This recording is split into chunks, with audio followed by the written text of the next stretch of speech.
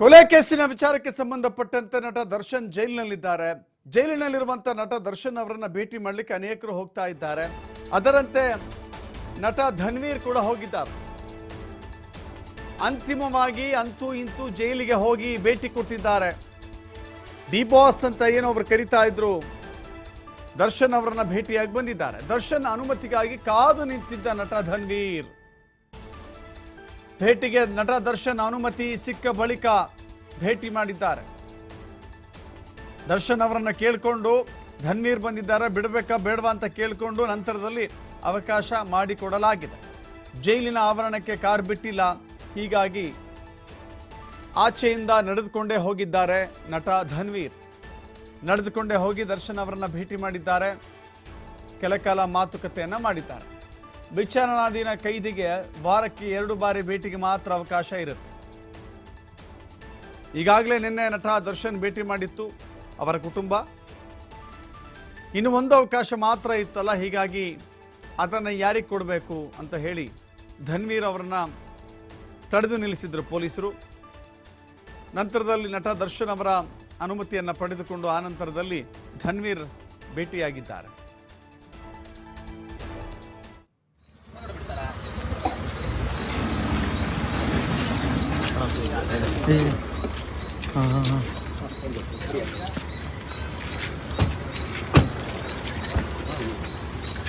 ನವೀನಣ್ಣ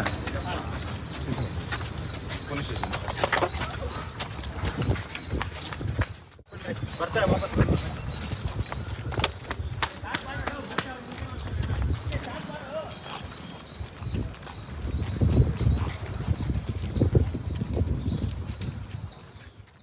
ಮತ್ತಷ್ಟು ಮಾಹಿತಿ ನಮ್ಮ ಪ್ರತಿನಿಧಿ ಸಂತೋಷ್ ನೀಡ್ತಾರೆ. ಸಂತೋಷ್, ಅಂತೂ ಇಂತೂ ಧನ್ವೀರ್ಗೆ ಅವಕಾಶ ಸಿಕ್ಕಿದೆ.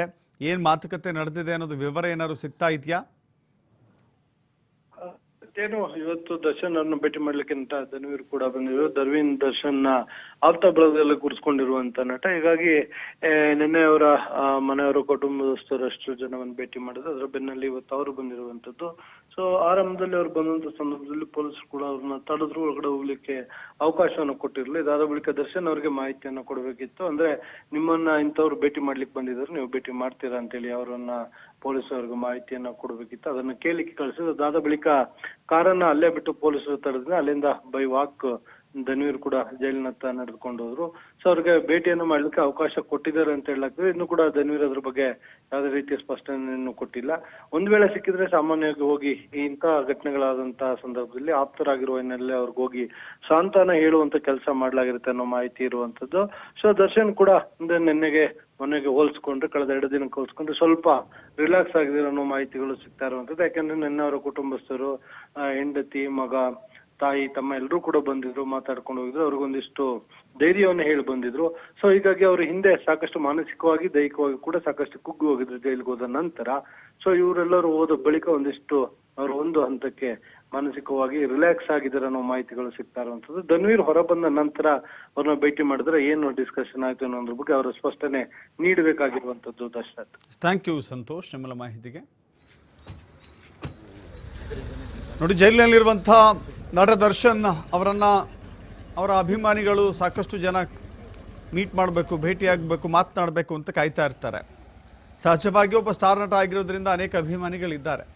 ಹಾಗಂತ ಎಲ್ಲ ಅಭಿಮಾನಿಗಳಿಗೂ ಕೂಡ ಭೇಟಿಗೆ ಅವಕಾಶ ನೀಡಲಿಕ್ಕೆ ಸಾಧ್ಯವಿಲ್ಲ. ಯಾಕಂದರೆ ಜೈಲಿನ ನೀತಿ ನಿಯಮಗಳನ್ನು ಪಾಲನೆ ಮಾಡಬೇಕಾಗತ್ತೆ. ಜೈಲಿನ ನಿಯಮಗಳ ಪ್ರಕಾರ ವಾರಕ್ಕೆ 2 ಬಾರಿ ಮಾತ್ರ ಭೇಟಿಯಾಗಲಿಕ್ಕೆ ಅವಕಾಶ ಇರುತ್ತೆ. ಸೊ ಹೀಗಾಗಿ ಇರೋದೇ 2 ಬಾರಿ ಅಂತ ಹೇಳಿದ್ರೆ, ಈಗಾಗಲೇ ಅವರ ಕುಟುಂಬ ನಿನ್ನೆಯಷ್ಟೇ ಬಂದು ಭೇಟಿ ಮಾಡಿ ಹೋಗಿದೆ. ಈಗ ಧನ್ವೀರ್, ಆ ನಂತರದಲ್ಲಿ ಇನ್ಯಾರೋ, ಹೀಗೆ ಇರುವಂಥ ಅವಕಾಶವನ್ನು ಕಳೆದುಕೊಳ್ಳಬಾರದು. ಹೀಗಾಗಿ ನಟ ದರ್ಶನ್ ಅವರ ಅನುಮತಿಯನ್ನು ಪಡೆದುಕೊಂಡ ನಂತರವೇ ಧನ್ವೀರ್ನ ಒಳಗಡೆ ಬಿಡಲಾಗಿದೆ. ಧನ್ವೀರ್ ಹೋಗಿ ಮಾತುಕತೆ ಮಾಡಿ ಬಂದಿದ್ದಾರೆ. ಸಹಜ ಈ ಸಂದರ್ಭ, ಇಂಥ ಸನ್ನಿವೇಶದಲ್ಲಿ ಅವರನ್ನು ಭೇಟಿಯಾಗೋದು, ಮಾತನಾಡೋದು, ಧೈರ್ಯ ಹೇಳುವಂಥ ಕೆಲಸ ಮಾಡಬೇಕಾಗತ್ತೆ. ಆದರೆ ಇಲ್ಲಿ ಎಲ್ರಿಗೂ ಕೂಡ ಅವಕಾಶ ಕೊಟ್ಟರೆ ಹೇಗೆ ಅನ್ನೋದು ಪೊಲೀಸರ ಇರುವಂಥ ನಿಯಮ ಅಡ್ಡಿ ಆಗುತ್ತೆ. ಸೊ ಹೀಗಾಗಿ ದರ್ಶನ್ ಅವರನ್ನು ಕೇಳಿಕೊಂಡೆ ಅವಕಾಶವನ್ನು ಮಾಡಿಕೊಡಲಾಗಿದೆ. ಧನ್ವೀರ್ ಈಗ ಭೇಟಿ ಮಾಡ್ತಾ ಇದ್ದಾರೆ.